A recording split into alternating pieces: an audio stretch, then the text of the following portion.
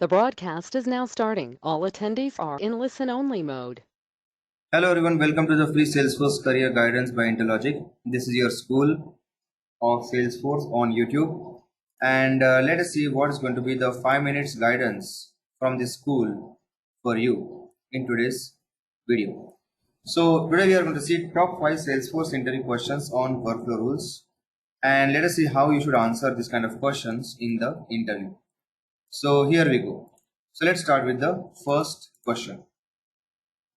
What are workflow rules in Salesforce? So when someone will ask this question, you can say that workflow rules are nothing but the automations or automation process in Salesforce by which when any record is created or when any record is modified, then you can perform some types of actions like sending automatic email, like giving task to some colleague, or outbound message and sending message to other platform, or also field update. These are the answers, or these are the options you can tell in the interview. Now let's go for the next question. What are the three evaluation criteria in workflow rules?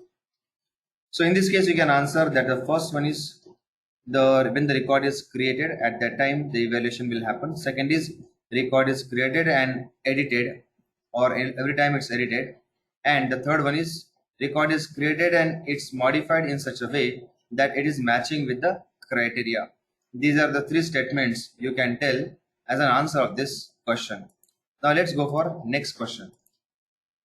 What is the difference between second and third evaluation criteria? So this is a tricky question. You have to be very careful in answering this. So you can answer like this. In the second evaluation criteria, whenever the record is getting modified, then every time if the condition is matching, then every time action will take place. It will not check what is the previous value, what is the current value, what data we modified. It will not check anything. Every time it will take the action. But now let's talk about the third evaluation criteria.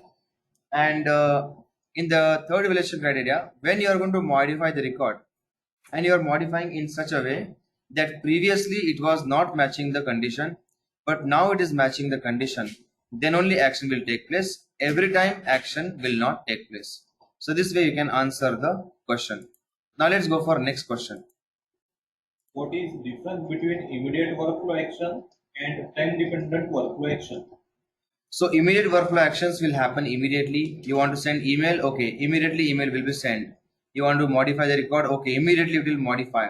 But time dependent workflow action will do the action in future. After 1 hour, after 10 hours, after 20 days, after 30 days, you can actually perform the action in future.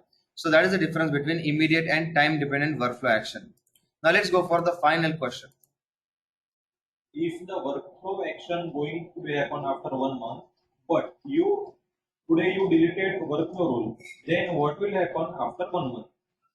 So now in this case, interviewer is trying to ask you that let's say the action will happen in future, but before that day of the future action, you modified something or you deleted the workflow rule, then what will happen in future?